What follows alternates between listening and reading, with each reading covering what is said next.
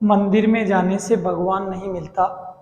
मंदिर में जाने से भगवान नहीं मिलता और बिना परिश्रम के ज्ञान नहीं मिलता। इसी के साथ आज हम शुरुआत करते हैं गद्य भाग की। और गद्य भाग में हम सबसे पहले आज पढ़ने जा रहे हैं। गद्य भाग में सबसे पहले आज हम पढ़ने जा रहे हैं आचार्य रामचंद्र शुक्ल को, क्योंकि हमारे बोर्ड के प्रश्न पत्र में एक जो परिचय है वो पूछा जाता है और उस परिचय में हमको 2 नंबर मिलते हैं। जैसे यदि हम सन 2022-23 की बात करें तो सन 2022-23 में अलग अलग परिचय पूछे गए। उनमें 22 में तो है जैसे गुलेरी का, और 23 में जो है फणीश्वर नाथ रेणुका और भीष्म साहनी का पूछा गया। अब हम यदि ऐसे करें कि 23 में क्या क्या पूछे, यदि उन दोनों को हटा दें तो हमारे पास कम से कम 6 परिचय बच जाते हैं। 6-7 परिचय में से यदि हम एक और छोड़ दें तो हमें कितने याद करने हैं, कम से कम 5। और उन 5 को यदि हम अच्छे से पढ़ें तो ये समझ लीजिए हमारे 2 नंबर कन्फर्म हैं।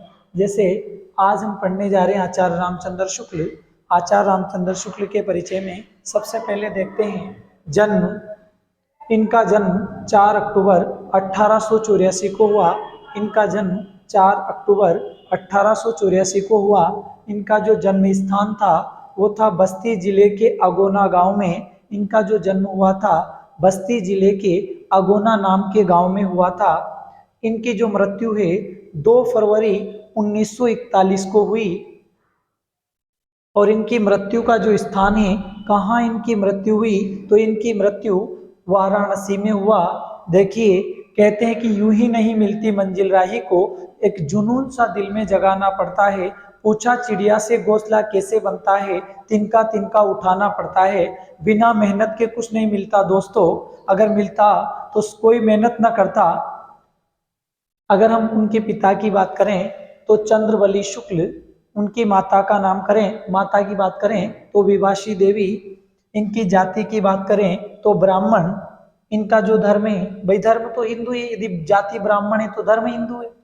भाषा की यदि बात करें तो खड़ी बोली का प्रयोग किया, अंग्रेजी और फारसी का इन्होंने प्रयोग किया।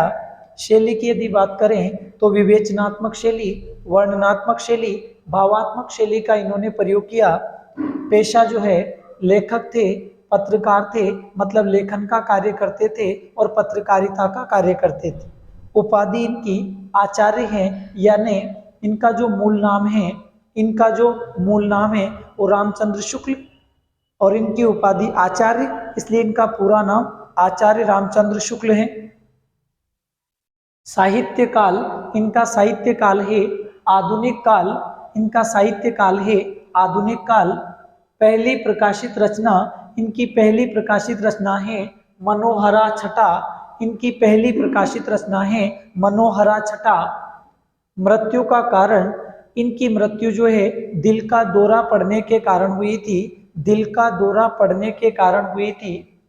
यदि इनके उपनाम की बात करें तो शुक्ल युग के प्रवर्तक कहलाते हैं, क्योंकि आचार्य रामचंद्र जो शुक्ल है इन्हीं के नाम पर जो है शुक्ल युग जाना जाता है। मुनि मार्ग के हिमायती, इन्हें मुनि मार्ग का हिमायती भी कहा जाता है। साहित्य इतिहासकार, इन्हें साहित्य इतिहासकार भी कहा जाता है।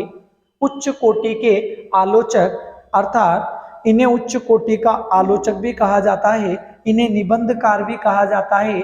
और देखिए आचार्य रामचंद्र शुक्ल ने गद्य भाग में वो लेखन कार्य किया जो वास्तव में अन्य लेखनकर्ताओं के द्वारा नहीं किया गया। वास्तव में ये श्रेष्ठ आलोचक के रूप में जाने जाते हैं, इसलिए इन्हें उच्च कोटि का आलोचक कहा जाता है।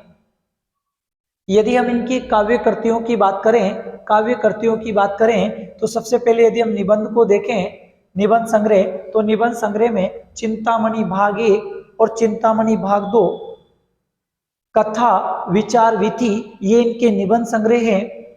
फिर बात करते हैं समालोचना की, तो समालोचना में सूरदास, रस मीमांसा, त्रिवेणी, इनकी समालोचनाएं हैं। यदि संपादन की बात करें तो इन्होंने तुलसी ग्रंथावली का संपादन किया, जायसी ग्रंथावली का संपादन किया, हिंदी शब्द सागर का संपादन किया और नागरी प्रचारिणी पत्रिका का संपादन किया। यदि इतिहास ग्रंथ की बात करें तो इन्होंने हिंदी साहित्य का इतिहास लिखा।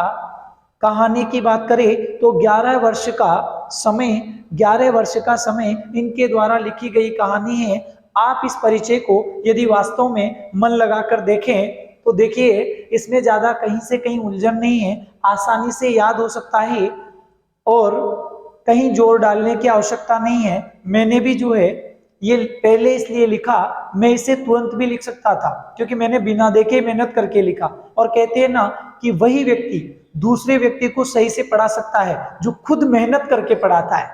मैं खुद इन्हें याद करके पहले इनको इसलिए लिखा क्योंकि एक लड़के के द्वारा अगले वीडियो में कमेंट किया गया कि सर आप यदि परिचय में 40-50 मिनट खर्च करोगे तो हमारे तो समय वैसे ही चला जाएगा, इसलिए मैंने उस पर बड़ा ध्यान दिया और उस चीज को कम से कम समय में पूर्ति करने का कार्य किया।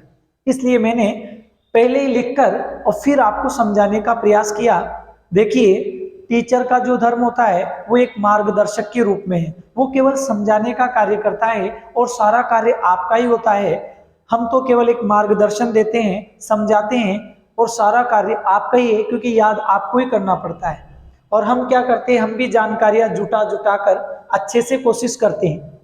ऐसा तो नहीं कि हमें भी सब कुछ याद है, हम भी पढ़ करके पढ़ाते हैं। तो मैंने परिचय को अच्छे से समझाने का प्रयास किया। आपको कुछ नहीं करना है, इन टॉपिकों को अच्छे से समझना है, अच्छे से देखना है और इन्हें अच्छे से देखकर वे तो वैसे इनकी वजह से वो आराम से याद हो जाएंगे क्योंकि हमें याद हो गया कि साहित्य काल कौन सा था, आधुनिक काल था। तो इन्हें अच्छे से समझना है, उपनाम समझने हैं और काव्यकृतियों को समझना है। कहते हैं ना कि सीढ़ियां उन्हें मुबारक हो जिन्हें छत तक जाना है, हमारी मंजिल तो आसमां है, रास्ता हमें खुद बनाना है। कि मंजिल मिले या न मिले ये मुकद्दर की बात है, पर हम कोशिश भी ना करें ये तो गलत बात है क्योंकि बिना कोशिश के किसी को सफलता नहीं मिलती। मैंने भी इस क्लास को शूट करने के लिए कम से कम मुझे 1 घंटे तक मेहनत करनी पड़ी होगी, तब जाके मैं आपको 10-15 मिनट की क्लास दे पा रहा हूं। अगर मैं 1 घंटे तक मेहनत नहीं करता तो क्लास शूट नहीं कर पाता।